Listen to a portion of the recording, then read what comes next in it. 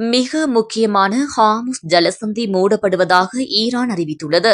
மேலும் ஜலசந்தியை கடக்க முயற்சிக்கும் கப்பல்கள் தீக்கிரையாக்கப்படும் என்று பகிரங்கமாக அறிவித்துள்ளதால் பெட்ரோல் மற்றும் டீசல் தட்டுப்பாடு உருவாக வாய்ப்புள்ளதாக தெரியவந்துள்ளது. ஈரானின் புரட்சிகர காவல் படையின் தளபதி ஒருவர் ஹார்முஸ் ஜலசந்தி மூடப்பட்டுள்ளதாகவும் அதன் வழியாக செல்ல முயற்சிக்கும் எந்தவொரு கப்பலும் தாக்கப்படும் என்றும் எச்சரித்துள்ளதாக ஈரானிய அரசு ஊடகங்கள் தெரிவிக்கின்றன. சனிக்கிழமை ஆரம்பமாகிய இஸ்ரேலிய மற்றும் அமெரிக்க போரில் ஈரானின் உச்ச தலைவர் அயதுல்லா அலி கமேனி மற்றும் பிற மூத்த அதிகாரிகள் கொல்லப்பட்டதற்கு பதிலடி கொடுக்கும் விதமாக உலகின் எரிசக்தி உற்பத்திக்கு முக்கியமான உட்கட்டமைப்பை தெஹ்ரான் குறிவைத்துள்ளது.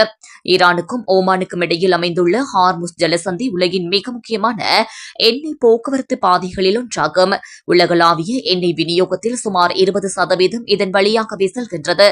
அங்கு ஏதேனும் இடையூறுகள் ஏற்பட்டால் கச்சா எண்ணெய் விலைகள் மேலும் உயரும் மற்றும் பிராந்திய அளவில் அதிகரிப்பு குறித்து அச்சத்தை அதிகரிக்கும். திங்கட்கிழமை முன்னதாகவே எரிசக்தி விலைகள் கடுமையாக உயர்ந்தன. ஏனெனில் ஜலசந்தி வழியாக டேங்கர் போக்குவரத்தில் ஏற்பட்ட இடையூறுகள் மற்றும் உற்பத்தி வசதிகளுக்கு ஏற்பட்ட சேதம் ஈரான் மீதான அமெரிக்க இஸ்ரேலிய தாக்குதல்கள் உலக பொருளாதாரத்திற்கான விநியோகத்தை எவ்வாறு பாதிக்கும் என்பது குறித்து நிச்சயமற்ற தன்மை எழுப்பின.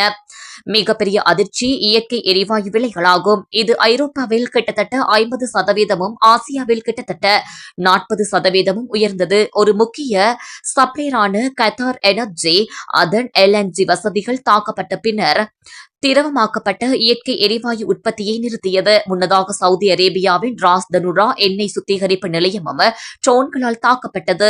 மேலும் அதன் பாதுகாப்புகள் உள்வரும் விமானத்தை சுட்டு வீழ்த்தியதாக ராணுவ செய்தி தொடர்பாளர் அரசு நடத்தும் சவுதி பத்திரிகை நிறுவனத்திடம் தெரிவித்தார்.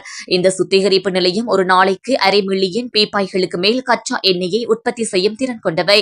இதற்கு பதிலளிக்கும் விதமாக ஈரானுடனான போர் காரணமாக அதிகரித்து வரும் எரிசக்தி விலைகளை தணிக்க நடவடிக்கை எடுப்பதாக அமெரிக்க வெளியுறவுத்துறை செயலாளர் மார்க்கோ ரூபியோ தெரிவித்தார்.